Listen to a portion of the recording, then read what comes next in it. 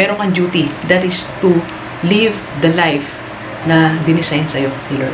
Alright? Hindi tayo ma-absent. But innovate your business. 6 reasons why you should start your own business. As much as possible, you apply.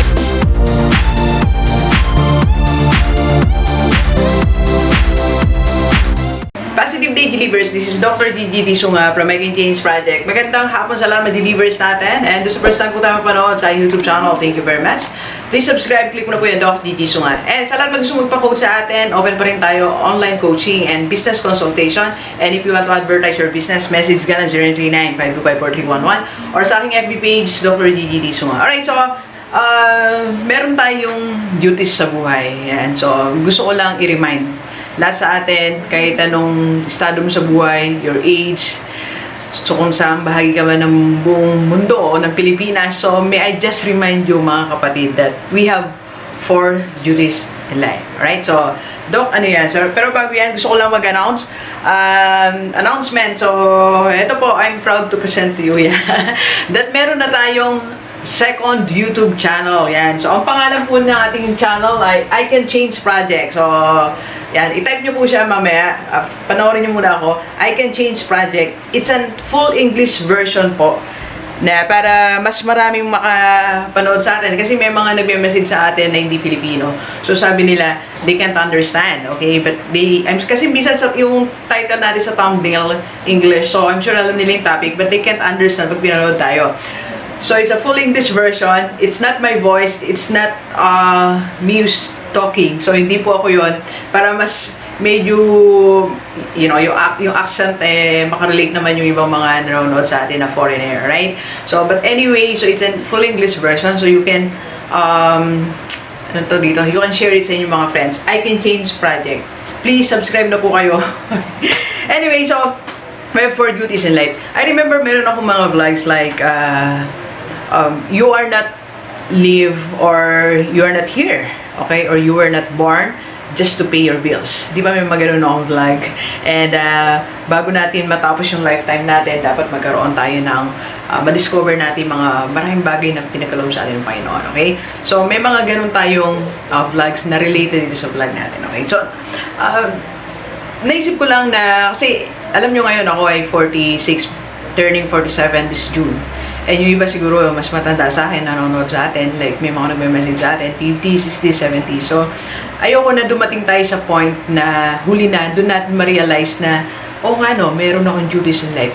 Because as your coach, mentor, yung marami nagpapacoach sa atin, mentor, and you're following me, I just feel like I have this responsibility sa inyo na sabihin na meron tayong iba pang duties sa buhay.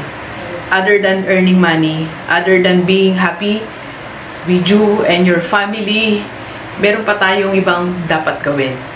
Okay? So, doon sa mga nag-enjoy sa buhay, it's okay, pero huwag natin kalimutan. Okay? So, first duty natin is, number 1 duty is, okay, hinati ko siya sa dalawa. Yung first 2 is, that is your personal duty. One of the personal duties na meron tayo is to discover or live the life that was designed by God only for you. Lahat tayo, we are more than 7 billion people walking around the planet. 101 million, more than 101 million Filipinos walking around the Philippines or all over the world. Bawat isa sa atin, merong isang unique plan si Lord. Meron siyang kinreate na isang plan exclusively and uniquely, okay, na para sa'yo lang yon. It was designed just for you. At para magawa mo yon, dapat may ma-discover ka, ma-discover mo ang potential mo. Kasi yung plan na yun ni Lord, nakafit siya sa iyong potential. So, unless you discover your potential, you cannot live that. Hindi mo siya pwedeng gawin yung plan ni Lord. Kasi yung plano, yung blueprint, okay, yung blueprint mo nakamatch dun sa potential mo. So, kaya kailangan yung potential mo, mailabas mo, ma-unleash mo, ma-discover mo para mag-fit ka dun sa design ni Lord. That's your first duty. So, ang first duty natin, dapat malaman mo pala ano yung potential mo, ano yung gift na binigay sa iyo ng Panginoon. Dok, hindi ko pa na-discover eh. Actually, yan ang dinidiscuss ko sa ating online course, How to Rockstar Your Life. Marami akong mga diniscuss na nasa third video na kami. So, marami akong diniscuss. Pero, magdi-discuss lang ako ng konti lang. Okay? So, ito makakatulong sa atin para malaman natin ano pa ba ibang duties mo, para ma-discover mo yung duty mo. Okay? So, I hope this Johari window model ay makatulong sa atin. Okay? So, according to this model, meron daw time for windows. Alright? So, the first window is the open area. Ito yung aware ka sa mga aspirations mo, sa mga gusto mo sa buhay, sa mga skills mo. Alam mo siya. Okay? Aware ka na marunong kang magsulat, aware ka na marunong kang drawing, aware ka na mabait ka, aware ka na magalang kang tao, aware ka na hindi ka masyadong masipag, something like that. So, ito yung open area na aware ka, alam din ng mga tao sa paligid mo. Okay?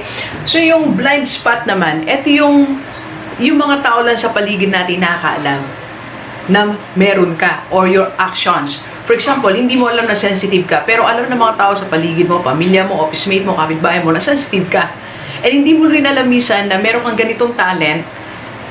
For example, marunong kang mag-organize ng tao, marunong kang mag-plan ng events. Hindi mo alam yan, pero sila alam. Kaya ang tawag blind spot, okay? Yung hidden window naman po, ito yung mga para sa'yo lang. You are not allowing other people to see that window. Okay? So, ito yung mga past experiences mo, aspirations mo, future plans mo na ikaw lang nakakaalam. So, wala tayong problema din. It's okay. Okay? Yung unknown naman, ito yung mga hindi mo pa alam na potentials mo. Ito yung hindi mo alam na kaya mo pala siyang gawin. And nobody knows that. Unknown pa siya.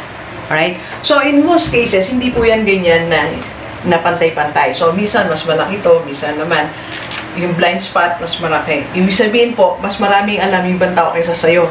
Ito namang minsan marami yan, malaki. So, kasi marami kang hindi alam na kaya mong gawin. So, this window, kaya mo siyang, makakatulong siya sa'yo ngayon. After watching me, or while you are watching me, para ma-realize mo, ano ba yung pwede mo pang gawin sa buhay mo. Okay? So, kasi kailangan lumiliit to para yung unknown na lalaman mo. So, what are you going to do? Para ma-deliver mo yung first duty mo sa buhay.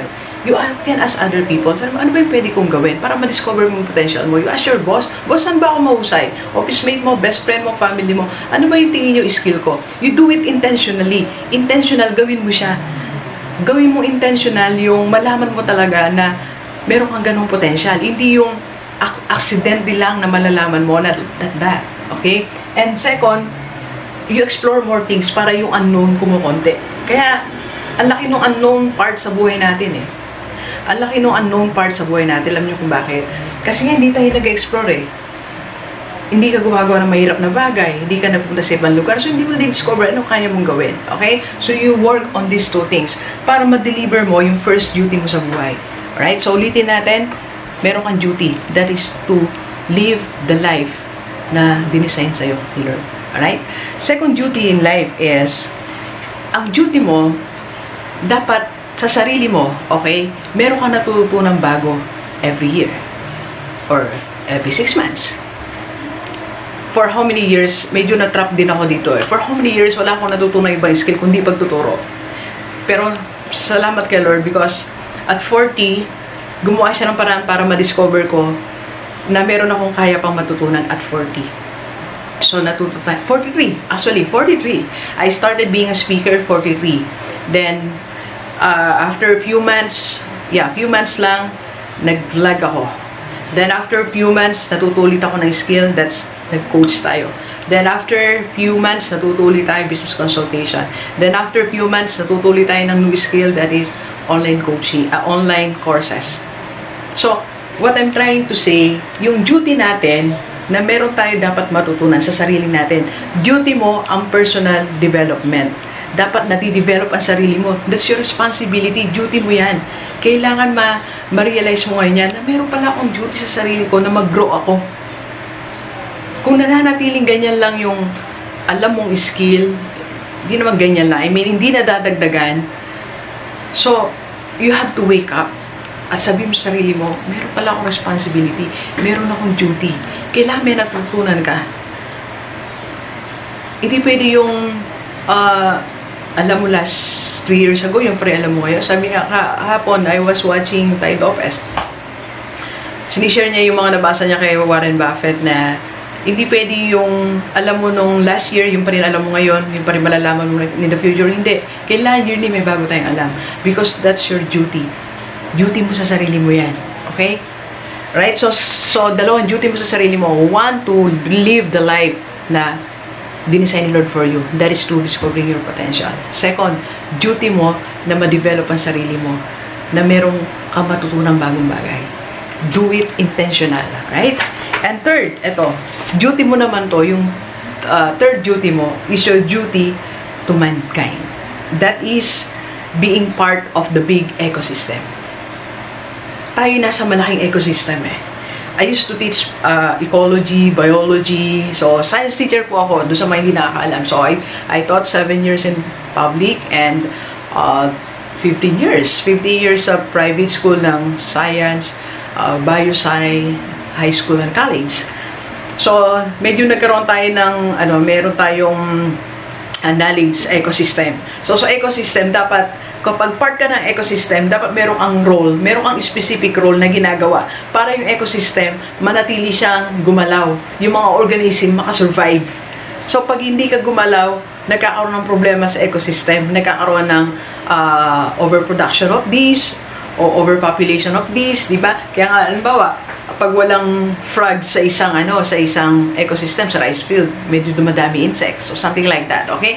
So, kaya kailangan, meron tayo, yung part mo, yung role mo sa ecosystem na ginagalawan mo, gagawin mo siya.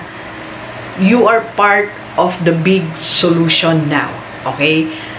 Alright? So, dapat may makontribute tayo sa human race, di ba?